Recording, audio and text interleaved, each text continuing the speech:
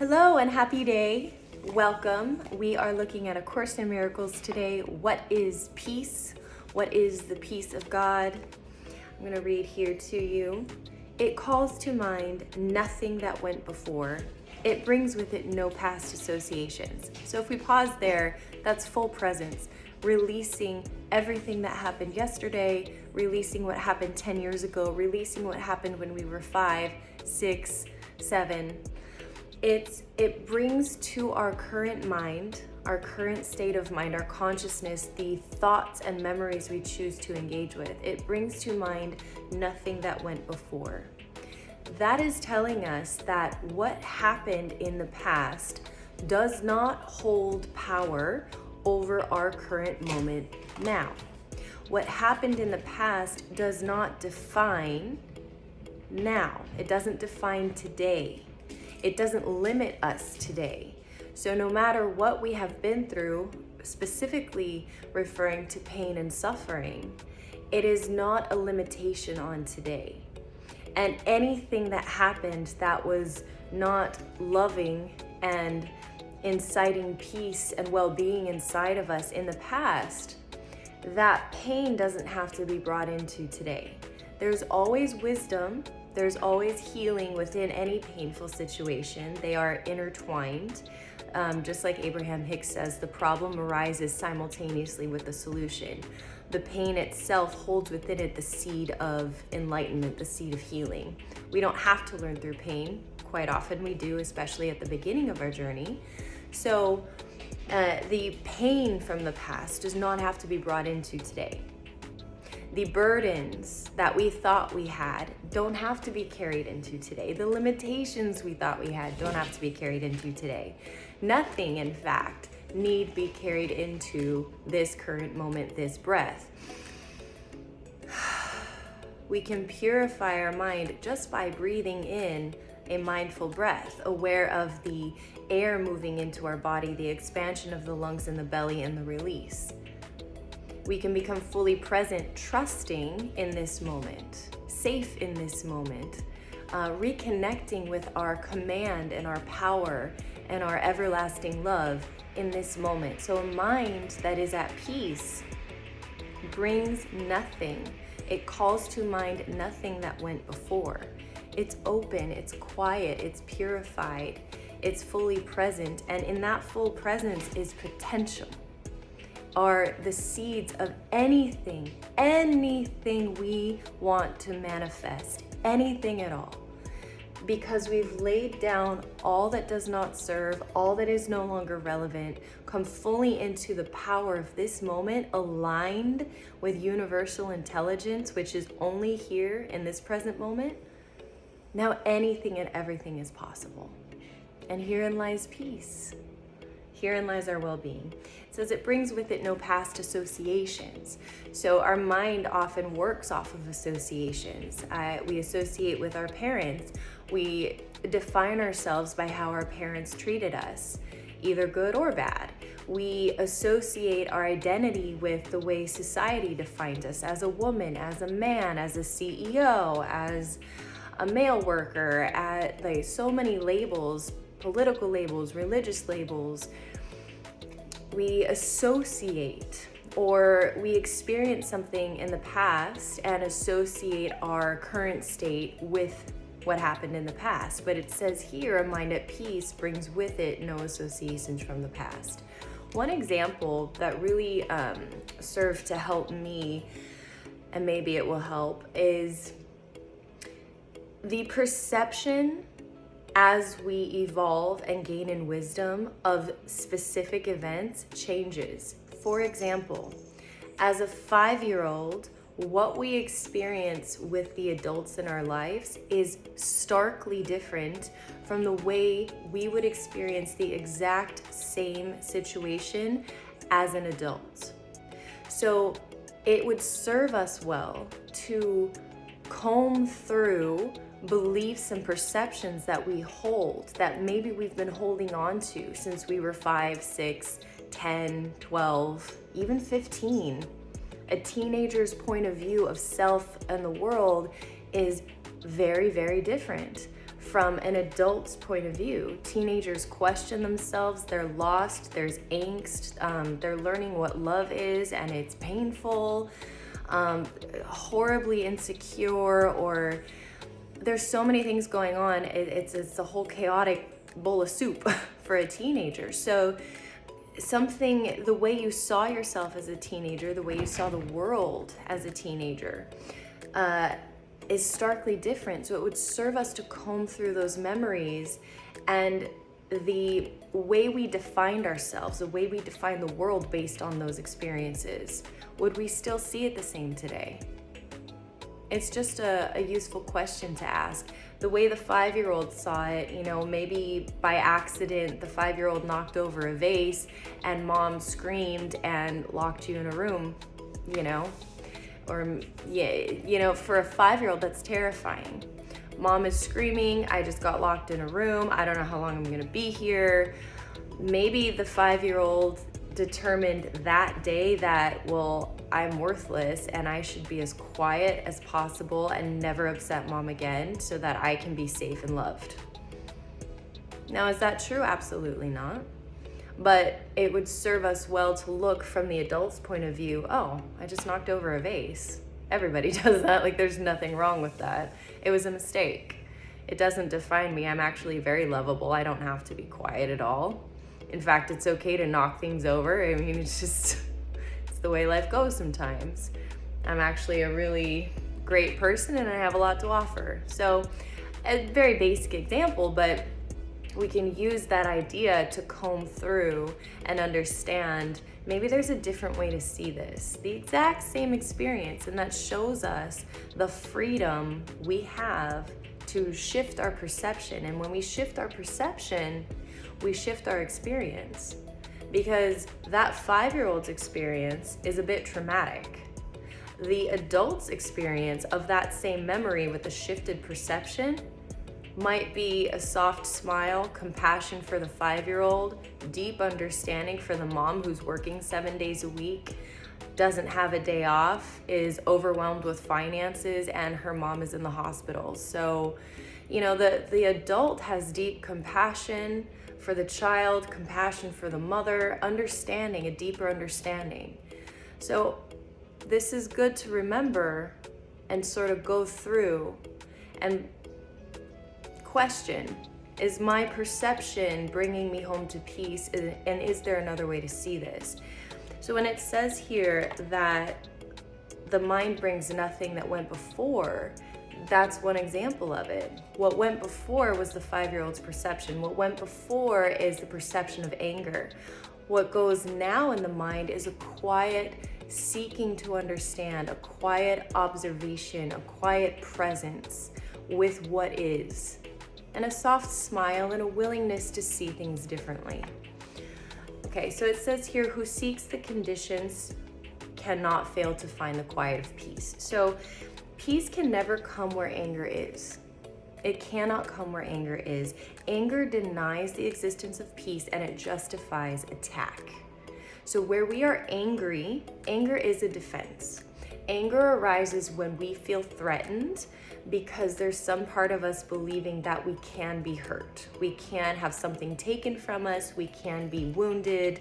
That's when anger arises. It's a defense or an offense. It's an attack. So anger justifies attack, and within that realm, that paradigm, we cannot have peace. The conditions of peace are forgiveness and the releasing of anger. So when we release our anger, again, we come back to a shift in perception. How can I see this differently? Well, it's through seeking to understand. And quite often here it says we don't even realize we've picked up the sword of anger again. It's such a habit, it arises in us. And so it's starting to become self-aware of where we immediately knee-jerk reaction, get frustrated or angry, and taking a step back and going, okay, is there another way to see this? It says stop for a moment now and think of this. Stop for a moment now and think of this. Is conflict what you want, or is peace a better choice? Which gives you more? A tranquil mind is not a little gift. Stop for a moment now. So every time you feel that anger with your mom, anger with your boss, anger with the person on the freeway who's, cutting you off. Stop for a moment. Is conflict what you want? Or is peace a better choice? Which gives you more? A tranquil mind is not a little gift. It's not. A tranquil mind is health. A tranquil mind is life. A stressed out mind is inflammation in the body. A stressed out mind is a heart in contraction, a soul that is shrouded in fear and discomfort. Tranquil mind is peace. That is life force energy. That is joy. That is love.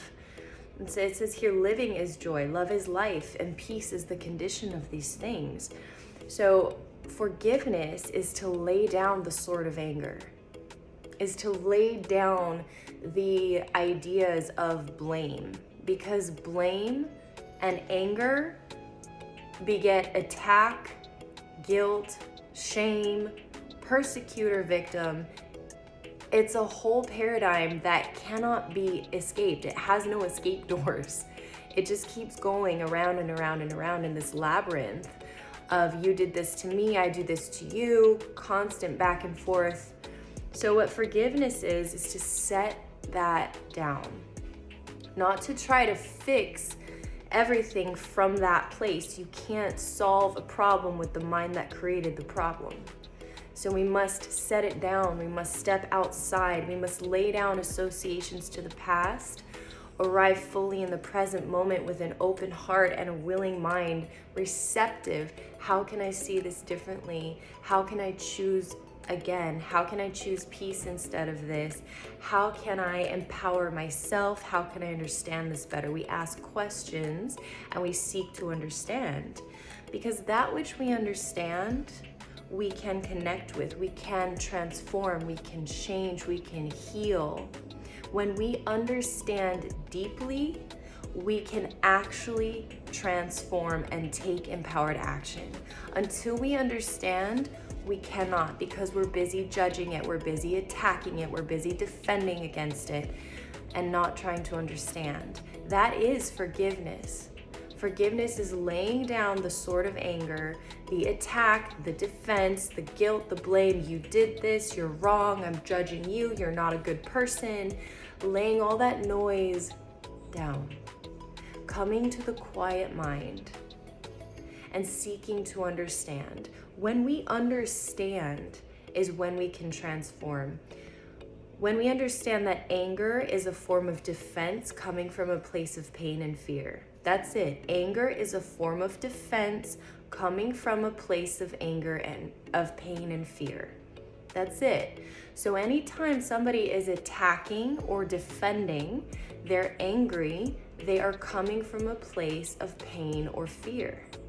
To understand that helps us realize, first, it's not personal. It's not an attack on me.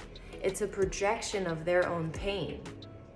So we don't have to engage with it as though they're shooting arrows at us. Instead, we can see you're projecting your pain outside of you because you're scared of it and you're hurting. Does it make the behavior okay? No. But from a place inside us, because all change starts with us, everything is inside out, right? As above, so below, as within, so without. It comes within us first to go out. So to understand and not take the world personally, not take the people around us, the experiences around us personally, realizing we're not being attacked. It's an expression of fear, an expression of pain. Anytime anybody's defending or attacking, they're in a place of pain and fear. When we are not taking that personally, we are empowered. We have not taken ourselves down to that level of feeling weak and powerless. Only those who believe they're weak and powerless feel like they have to attack or defend or be angry. If you already know that you are unattacked, you cannot be attacked, that the world is not personal, that you are whole and complete, the world cannot take from you. Nobody can take from you, and your experience is yours to choose through your perception. If you walk through the world with this understanding and this faith in your heart, You're not a victim anymore. You have command, and thus you can engage with the happenings of the world differently. With this person who's being irritable or this person who's being defensive, you can call them out or hold them accountable in a kind way. Hey, brother, I know you're better than this. Or I hear you, you're actually hurting right now.